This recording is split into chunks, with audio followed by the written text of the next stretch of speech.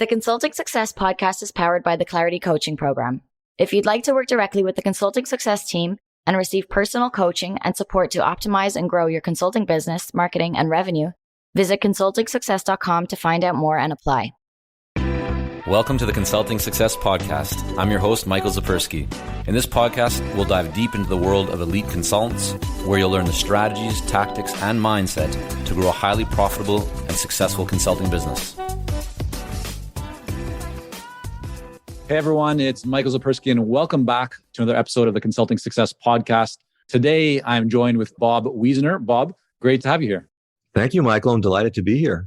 So Bob, for those who aren't familiar with you and your work, you are the managing partner at the Artemis Partnership in the Americas, so Western Hemisphere, and your firm helps organizations like Toyota, Deloitte, KPMG, Barclays, and a whole bunch of other very well-known brands successfully sell complex solutions in competitive categories. And your latest book, which I thoroughly enjoyed, is called Winning is Better, shares the strategies and tactics that have led to consistent success for many top-performing companies. I want to dig in and kind of get right to the quote-unquote meat, because there's so much to unpack that you shared in your book. You talk about when going after new clients, you call them pursuits, kind of that's I think how you reference, right? Prospecting and engaging with clients. I want to understand from all of your experience, what have you seen is the big kind of difference or distinction between clients or consultants who have a winning mindset and their actions that come with that, as well as their behaviors, and the distinction between those who tend to struggle? Like, what really separates a winning mindset and winning actions and winning behaviors from those who tend to not see the results that they would desire? It's a great question, Michael. And thanks again for the opportunity. There's a number of things that separate the winners from those who've come in second. I had an old boss who used to react to firms that were very proud of their track record. Oh, we came in second. We're really close. And he would say, well, when you came in second, it means you're first of the losers. Maybe not so much to be proud of. The difference among many explanations that we hear often from the decision makers themselves is that the winning firms were more client-centric. They were more focused on the wisdom and the insights and what's relevant and what matters to the client. Whereas the firms that don't win often are much more focused on their own capabilities, their own strengths, if you will. And consultants, I think, are classic examples of how you can represent these two different sides of the coin and then have two different results. When you go into a consulting business, Michael, and I'm sure you and your listeners have been through this, the first things you sometimes think about is, what do I want to consult in? What are my solutions? What do I want to be doing? That's fine. You need to get there. But the winning firms start from the premise of, what does the client need to hear? What do they need? What wisdom can I bring them that would allow me to stand well against whatever competitors are? So I know I'm rambling a bit, but I want to emphasize this fact that winning requires a client focus. It does not require a focus on your own capabilities, but it requires your insights and your wisdom that a client can say, yep, those guys get it. Right. I want to dive deeper into this topic as we continue our conversation. One of the other things that really stood out to me in the book, and this is something that we do with clients as well, so it really resonated, is just that idea of not just focusing, or I should say that most consultants don't focus on ROI and profitability of their clients and their projects. They view any project as a good project, or any client as being the same as any other client. And you kind of discussed in the book your example of the power of going through this exercise. Could you just talk a little bit about what you've seen in terms of maybe organizations and firms who don't pay attention to the profitability and ROI of specific efforts, pursuits, as you call them, or client engagements, and kind of how that's played out for them, either good or bad? Yeah, this is something that can be very seductive for consultants and can lead them down very unfortunate paths. We as consultants have this desire to get our foot in the door. We're looking for that first project, with the idea being that if we can get a first project, maybe we have to cut our price. Maybe we have to do something that's not the most exciting or the sexiest part of our business. But if we can get in there, we can grow the client. That has not worked out for enough companies often enough to justify it as a viable strategy, because for several reasons. First of all, and we've all seen this, when you go in at a low price, it's very hard to raise your price at any point down the road. So you wind up operating without enough profit to reinvest in your business, to grow your business, to keep the lights on a very practical basis. Secondly, when you go in to take an opportunity that has been presented to you that's not a core part of the reason you're in business, sometimes you get pigeonholed into that as the firm that does that thing. In the book, I tell the true story of an architectural firm that was really eager to get an assignment from a large developer that would allow them to do what architects love to do, which is to design a whole new building. That particular developer did not need at this particular time a new building, but they needed bathrooms to be renovated in one of their current properties. They thought it was a foot in the door, so they raised their hand and said, sure, we can do the bathrooms. They got the assignment. They did a wonderful job on bathrooms. And in the mind of that developer, they became known as the bathroom company. Subsequent to that, whenever that developer had a new building that needed to be put up, that architectural firm did not really have an advantage over other firms that the developer knew who had done major buildings for them in the past. So you've got to be very careful that your first exposure to a new client is what we call strategically correct. So you're doing the work that you want to do, that you really want to do. You're making the money that you really want to make. And the relationship that you're going to have with that client is going to be one that you're going to feel excited about, comfortable with, and be able to grow. Yeah.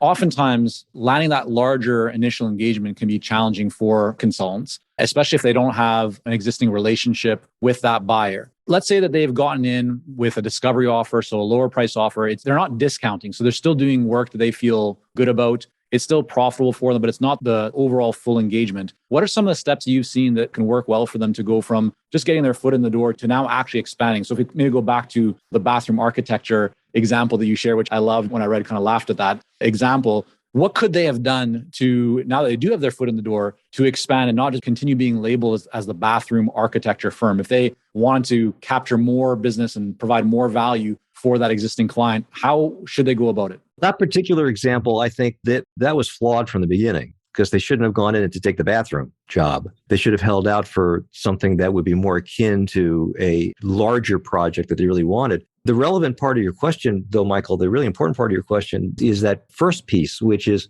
if you take a job that's a smaller job than you normally would take, how do you grow that into a bigger job? And that's a really great question. The way you do that is by having measurable outcomes associated with that job. So if I am, for example, helping a client to develop a new business strategy, but they really don't need a complete new business strategy, but they have a certain part of their business that needs a little bit of help. And instead of paying full price for one of our strategic solutions, they only have a fraction of the budget.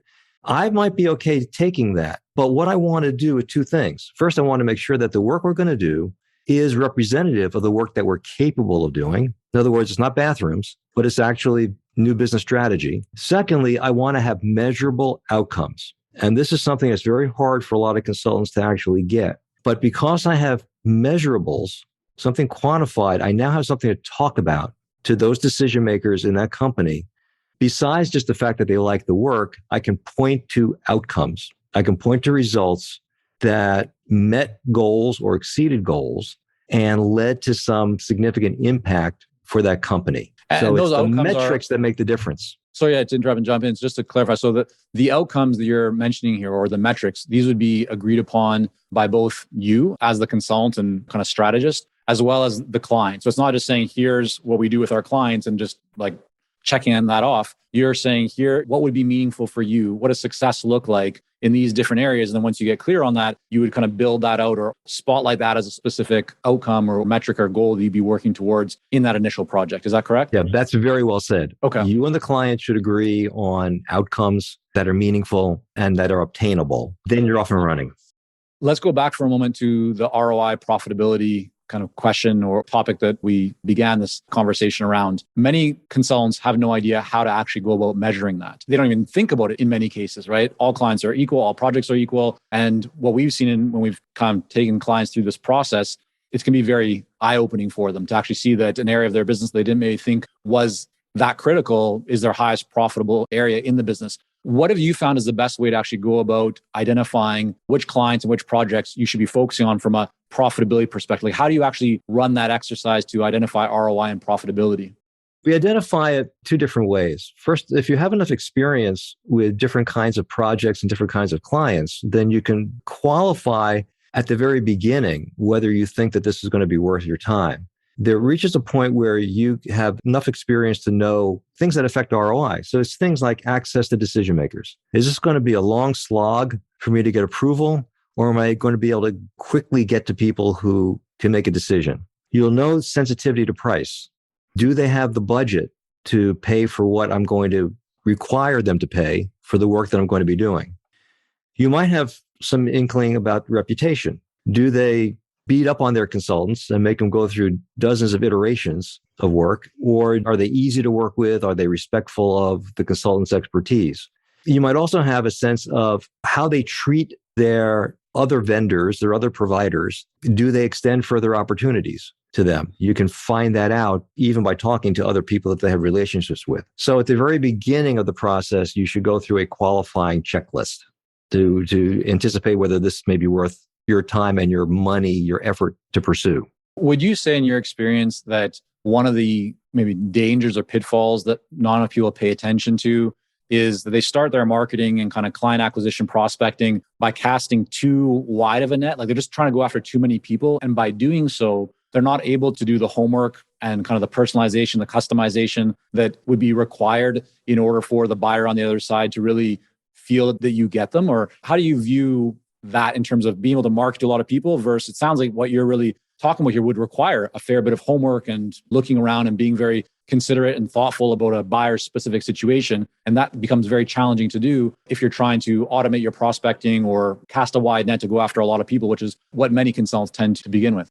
Yeah, again, this is difficult for consultants to wrestle with. You can cast a very wide net initially for prospects, but your net has to have a very fine filter attached to it. So only very few prospects will get through to the next stage. You have to be willing to prioritize a small number so that you have a greater chance of winning a high percentage of that small number. There's an interesting thing you'll hear from the prospects themselves about the process of selecting providers, selecting consultants, which is that they can tell who cared and who put the time and energy into it. And they can tell who did it on an automated assembly line basis. Now, depending on what you're selling, it might not matter.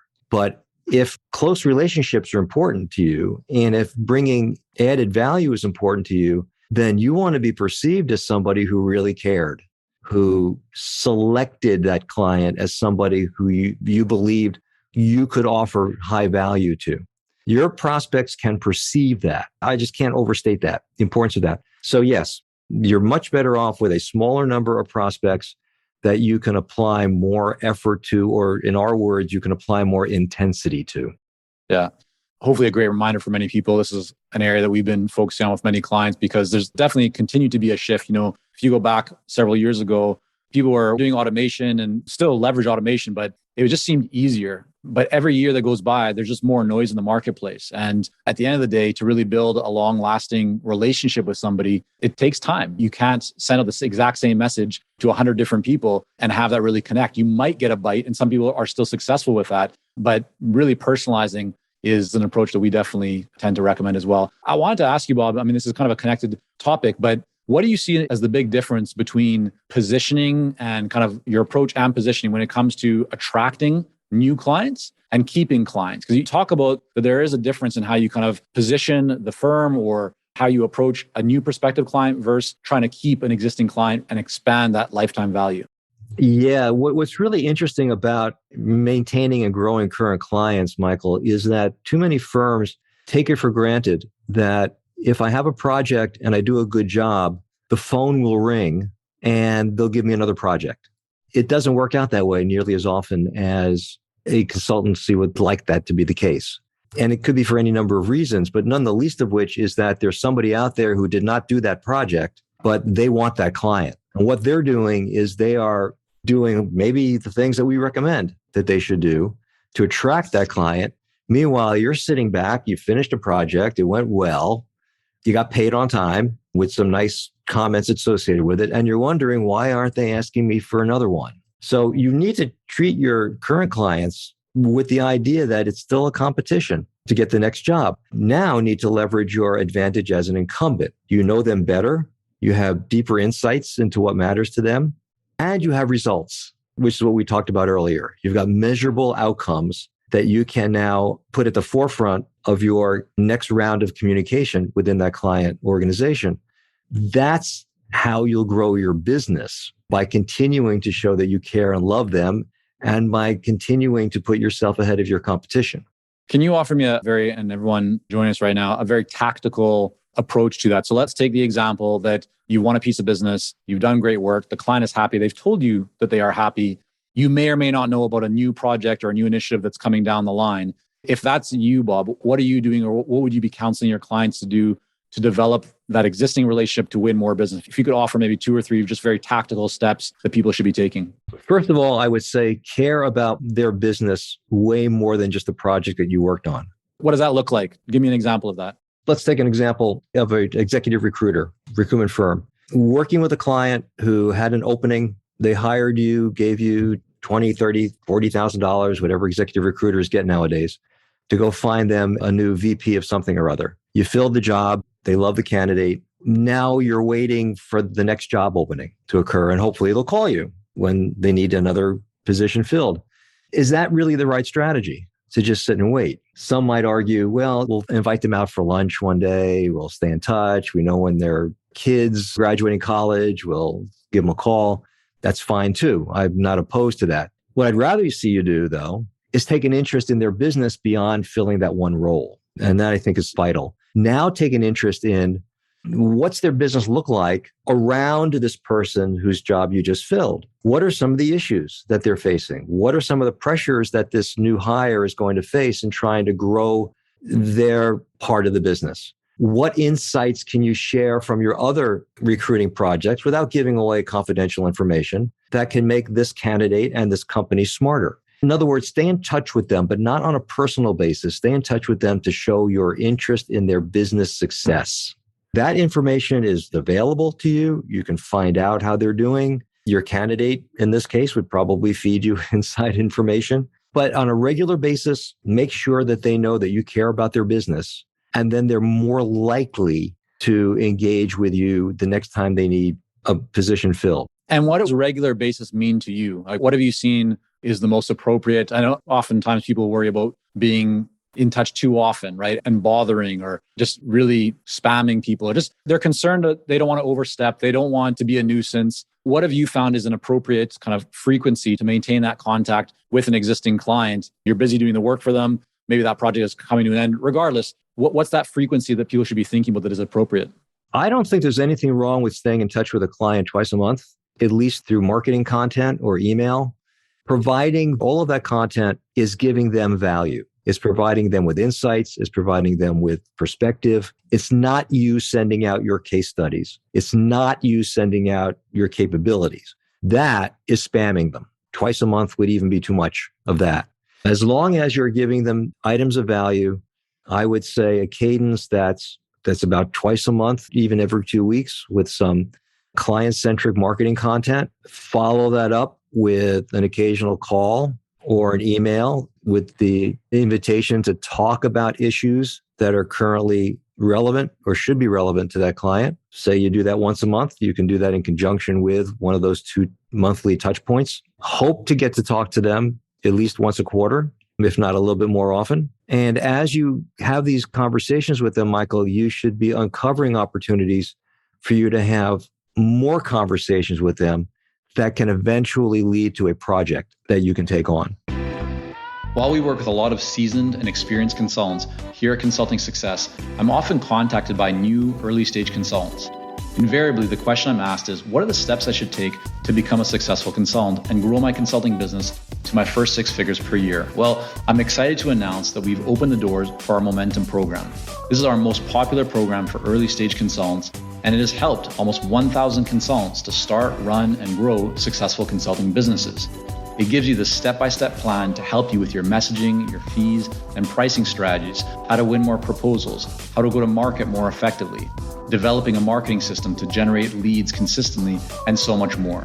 And right now, until September the 19th, you can sign up for Momentum and get 50% off the regular price by going to consultingsuccess.com/audio.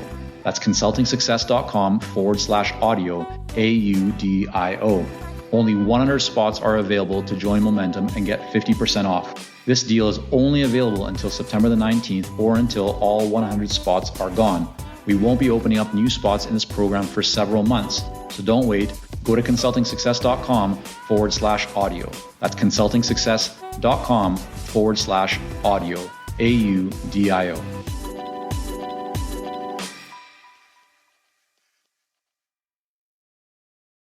Your firm, Artemis, works with a broad group of clients. I mean, we've talked about whether it's automotive manufacturers, advertising agencies, accounting or professional services firms, a whole host of different types of industries and kind of client bases. Was that always the case when you got involved with the company and when they first got started? Were they that broad, or were they focused on one specific kind of type of industry or type of client to begin with? I don't think I ever thought of it quite that way, but that's a great question.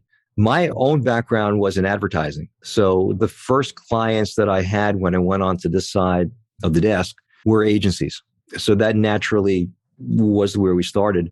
As we evolved our relationships with agencies and kind of analyzed the work that we were doing, we began to see its applicability to other verticals. So we saw that accounting firms, for example, have to pitch or pursue business similarly to the way ad agencies do. Now, the nature of the solution is quite a bit different, but the way they win business is very much the same. And then we saw the same thing may be true for investment banks, and the same thing may be true for management consultants. So it became sort of natural for us to evolve our business beyond where my part of it started, which was the agency world.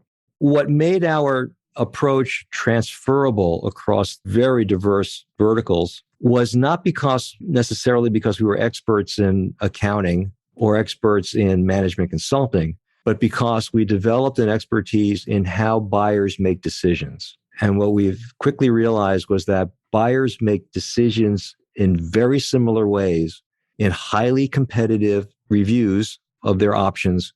And it doesn't matter whether they're reviewing an accounting firm or whether they're reviewing an engineering firm, they're still processing information similarly. So with that as the basis, the applicability of our solutions across different verticals became quite clear. And so, yeah, you read my mind to a degree. That was part of the question I was going to ask you. So thanks for doing that. I think a challenge that many people have when they're in a similar situation is they can either, let's say in your case, you began with advertising agencies rolling this out. Why do you decide to start to apply this to other verticals, right? So one option would be just to go deeper into advertising agencies and just be known as the business development specialists that help you to win large bids or RFPs and all that kind of stuff, just in the ad agency world. Like, why not just dominate that as opposed to saying, okay, let's actually start to expand and do investment banks or do other management consulting firms or so on and so on. I'm wondering the thought process and kind of the discussion that went on with you and your team. How did you make that decision? Because I would imagine that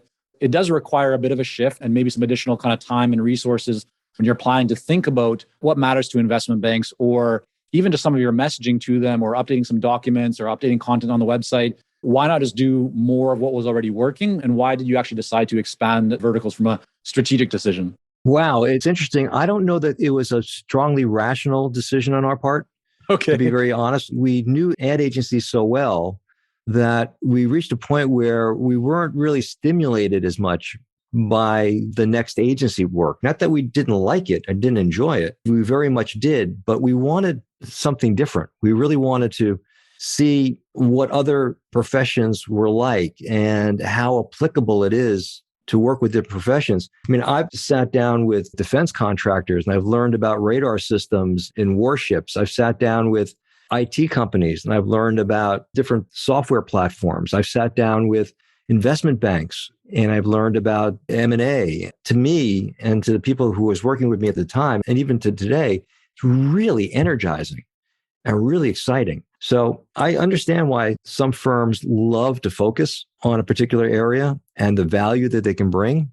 But on quite a personal level, we were just energized to explore other areas and learn more about different types of solutions. You have had conversations that you mentioned with many different types of companies, right? Defense contractors, ad agencies, so on and so on. One area that a lot of people struggle with is how do you actually get that first meeting with a potential buyer if you don't have a relationship? So, of course, if you can get an introduction or referral, that's hands down, right? Probably the best way to go if you don't have that relationship already. Let's just play with the idea for a moment that you really want to meet somebody. You have maybe 5 true ideal clients, just dream clients that you would love to engage with and build a relationship with, but you don't know them. And you look at your LinkedIn profile or like Do Sales Navigator, you look at all the different potential connections, and there is nobody that is directly connected to those people. What's the approach that you would recommend in a situation like that to actually start to build a relationship, to get that first meeting when these people, the buyers, are typically very busy? They're inundated with people that want their time or to pick their brain or buy them lunch. Or what's the approach that you have found works best? There is an approach that works best, but I will caution you and your audience that it does take time and patience and perseverance. But LinkedIn is a terrific tool. You mentioned Sales Navigator, which is a great feature within LinkedIn. What we do and what we advise our clients to do is identify decision makers or influencers at those 5 companies that you really want to work with, send them invitations, attempt to connect with them. And as soon as they connect, begin pumping out insights and wisdom, not capabilities and case studies. But on a regular basis, they should be starting to see that the things of great interest and relevancy to them coming under your brand name. Even under your individual name is fine if you want to get a lot of value out of LinkedIn. Continue to do that. Do that we usually suggest to our prospects, our clients rather, that they need to hit their prospects about 6 or 7 times before they should even try to get a meeting with them. With that level of frequency, you might have some sense that they've seen your wisdom, they've seen your insights, they might have a sense of who you are. Then send them a note. You can use LinkedIn and their message feature, asking them for a 30-minute conversation to talk about a recent insight that you sent out and how it might be applicable to their company. Don't use that contact point to say, I'd love 30 minutes to tell you about what we do. They'll probably not respond initially. You may have to send that same message out a week later. And after 2 or 3 attempts, they might not respond, but continue to pump out your wisdom to them. And after 2 or 3 months, 3 or 4 months, there's a chance that you'll start to get some nibbles and somebody saying, sure, I'd love to hear about more about this particular thing that you just sent me. Why don't we schedule some time? So, Bob, you opened this point by saying that you would caution people that you're going to need to have patience and that approach can take some time. So let's flip to the other side of the coin, right? What is the preferred approach? Is it leveraging where you already have relationships in terms of getting referrals and introductions, or is there some other path that would be the kind of optimal or preferred path for people to be able to see results faster? We've experimented with a lot of different ways, Michael. We've even hired, on behalf of Artemis, we've hired lead generation firms to do cold calling for us. We were just kind of curious. Yeah. How'd that work out? Not very well. Yeah, as expected. As expected. Good that you tried though, right? Well, we wanted to have firsthand experience with it because we get the question all the time. Should we try lead generation? The best way to do it is where you started this part of the conversation, which is with referrals, and be very, very, very, very, very specific about who you want a referral to and how you want that positioning to be done. There's a terrific book called No More Cold Calling, written by a woman named Joanne Black. It talks all about referral selling. And what Joanne encourages, and we believe it wholeheartedly, is that, Michael, if I find out through LinkedIn that you are connected with a firm that I want to talk to, I will go to you and say, can you introduce me to this individual at this particular firm? Here is the reason why. This is why they might want to talk to me. And I give you some ammunition to do that. And if you are in fact connected to that person, know that person well, then you're now equipped to help make that introduction. What too many firms do that does not work well is they'll call up a contact and say, who do you know who could help us? That question is too broad and too vague, and it rarely leads to anything that's going to be very effective. Or they'll say, we'll go through LinkedIn, Michael, and I'll notice that there's 25 people you're connected with who are working with companies I'd like to meet. And I'll say, pick and choose from a list of 25. And you give me as many introductions as possible. Once again, strongest way and the quickest way to get a meeting and to get business is to ask your network for one or two introductions, but to use a broader network. The more people you ask for one or two, the more likely it is that you're going to get meaningful meetings. So, Bob, I have a few more questions before we wrap up. One is your thinking on the balance, even if you want to, maybe we don't even call it a balance, but how you spend your time or how you think about delivering on client projects and engagements, right? So you're in there with your clients, you're taking meetings, you're guiding them through your process, but also doing business development, right? So as a boutique firm or a smaller firm, if you don't have hundreds or even 50 team members, how do you think about doing business development, generating new business and revenue and profit, but at the same time, having the time to actually deliver for clients? Like, what are you personally doing? And how do you kind of counsel or recommend clients, again, if they're at a smaller size? Yeah, for smaller companies, it's really hard, but it's essential that you have some sort of plan. If you're in a position where you have 3 or 4 different people who are part of your firm, then you essentially have to be able to say to all 3 or 4, look, we need to spend 10 to 20% of our time over, let's say, a 2 to 4 week period engaged in business development activities. We want to be billable. We want to be delivering great service and satisfaction to our clients with the other 80%. But we have to be disciplined around spending 10 to 20% of our time on business development. And if you can do that on a regular basis, not on a daily basis, but on a regular basis, then you can continue some business development momentum without sacrificing service to your current clients. What too many firms wind up doing, and I know your listeners have experience with this, is that they go all in on their client projects, doing virtually no business development in the process. And 2 weeks later or 2 months later, the project's over and they're staring at an empty calendar and no revenue coming in. So this discipline of spending 10 to 20% of your time on biz dev is essential. Now, how you spend that 10 to 20% is extraordinarily important. I got great advice not long ago from my own marketing director who said, every week, send out 35 to 40 LinkedIn messages.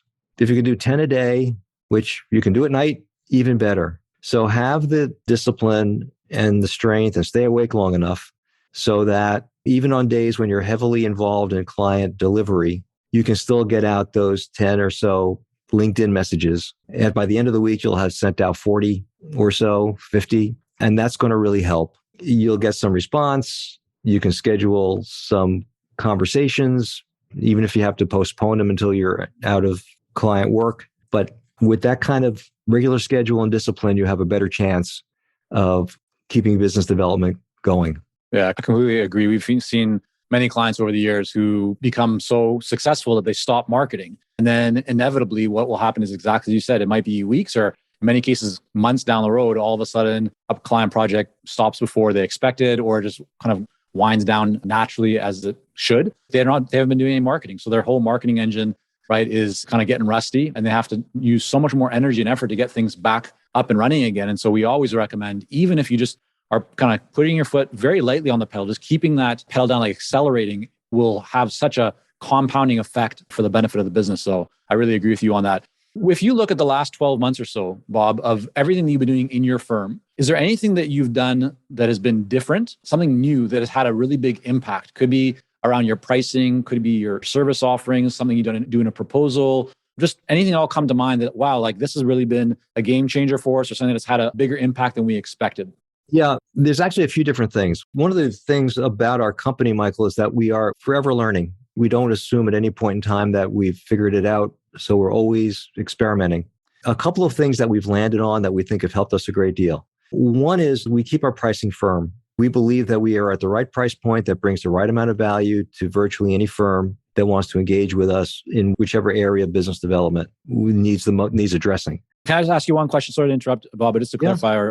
So on pricing, is your pricing custom for each client and each project, or is it more productized where you have your kind of process you take clients through and that's set regardless of how big the client is? Just high level, what does your pricing kind of look like? Yeah, it's the latter. Imagine, and you used the term several times accurately, word pursuit. So business development is a pursuit.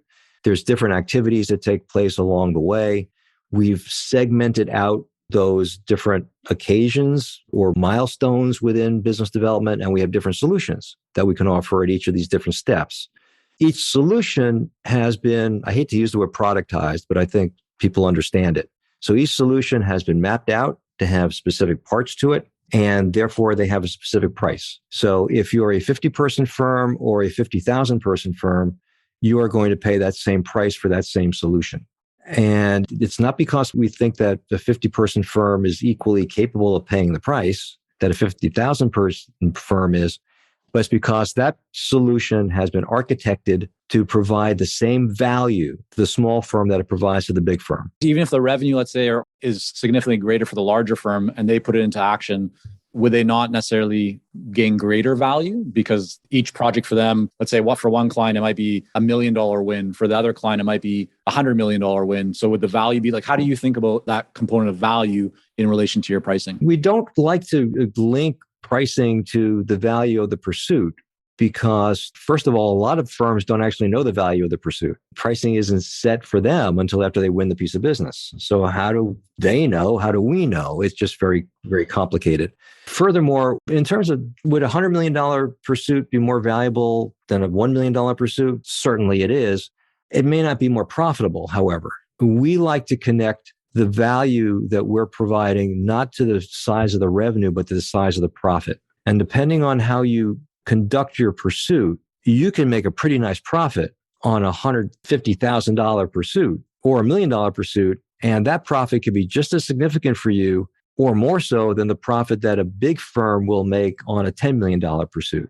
Right. Okay. So you're not connecting your pricing to the size of the deal that your client is going after, because that could be different for different sizes of companies. It sounds like you're very clear on this is what we provide as part of our program or process. We know what's involved in that. We know how much time it takes us. And rather than looking at the deal size of your clients to kind of figure out the value that it could create for them, you're almost, it sounds like, more focused on, or you're using more of the filter of, in order for us to even work with a client, they need to meet certain criteria. And if they meet that certain criteria, we know that the value will be there if they go through our process. Is that how you're thinking about it, or am I missing some piece there? No, you're not really missing anything there, Michael. That's pretty much what we're thinking about. If a firm is, our ideal client is a firm that wants to win more opportunities at a higher profit level and at a higher revenue per opportunity. We're not specifying what that revenue number is. But if currently you're winning 30% of your opportunities, the average one is $150,000 in revenue and $20,000 in profit. Our solutions can take you from 30% win to a 60% win. It can take you from $150,000 value per win to $200,000 value per win, and from a $20,000 profit per win up to a $50,000 profit per win. So it shouldn't matter how big you are. That ought to be awfully appealing to you. And certainly the basis for which we can work together. Right. But your pricing, you're focusing on a certain size of company. When I say size, I just mean you're not looking at the, let's say, accounting firms that are generating $500,000 or $1 million a year. You have kind of a baseline where you would begin to say, yeah, this makes sense for us to even have a conversation or pursue ourselves, correct? Yeah, well, yes, there's no question about that, Michael. We're looking for firms, for the most part, these are firms that probably generate about $10 million in revenue, and they probably pursue projects that are minimal of $150,000 per project. If they're below either of those two thresholds, they're just going to have a hard time, not just on a financial basis, wrapping their minds around what we do, but even on a cultural basis, kind of thinking about the approaches that we advocate. So before wrapping up, a couple of final quick questions. You have a lot going on. What are your best practices when it comes to habits? I'm wondering, how do you maintain your focus, your level of productivity, performance? What are one or two things that you do on a daily or just regular basis that you feel really help you to make an impact and create success? Boy, I learned this the hard way by doing everything else wrong. So here's what I do. I'm an early riser. What does early mean? Give me a time. Well, between 6:30 and 7. It's not between 4:30 and 5, which is what some people think of early, but 6:30 or 7. And I'm usually in the gym every morning, and I block out my calendars so that I don't have my first business meeting until 10 a.m. I may get to my desk by 8:30 or 9, but I take the morning to clear out my emails and to get myself all set up. From 10 o'clock until the end of the day, I'm either doing client delivery or I'm doing business development or I'm doing management of the company. But I have a to-do list that I actually put into Salesforce. So that's my task list. And I'm pretty disciplined around getting those tasks done during that particular part of the day. I rarely work past 6:30 or 7 p.m. Sometimes I have to, but I rarely do. And that means that the next morning I can start out pretty fresh. I can clear my head during the evening and I can get things done, set myself up for the next day. So that's, to me, works the best of all the different configurations I've tried. All right. And then in the last 6 months or so, what is one book that you've either read or listened to that could be fiction or nonfiction that you just feel you've really enjoyed and you'd recommend it to others? Oh boy, that's a really, really tough question. I really I do read a handful of business books. I try not to overwhelm myself with business books because my brain tends to capture too much of it. And then suddenly I can't think of other stuff. But a book by Dan Ariely called Predictably Irrational, I thought was terrific. And I also, around the same time, I read Dan Kahneman's book called Thinking Fast and Slow. And because I read them around the same time, I sometimes have a hard time parsing out, was that Ariely or was that Kahneman who said that? But both of them have made a tremendous impact on me. I've recommended them heavily to people. And it's because you can take their findings and extrapolate them into your business pursuits. Why did that prospect not choose me? What do they really want? Why is it that they make such snap judgments and I never seem to be able to change their mind about things? Both of those books give you a lot of clues, a lot of insights into how people think, and you can easily transfer that into how business people think and how decisions are made. So I strongly recommend both of them.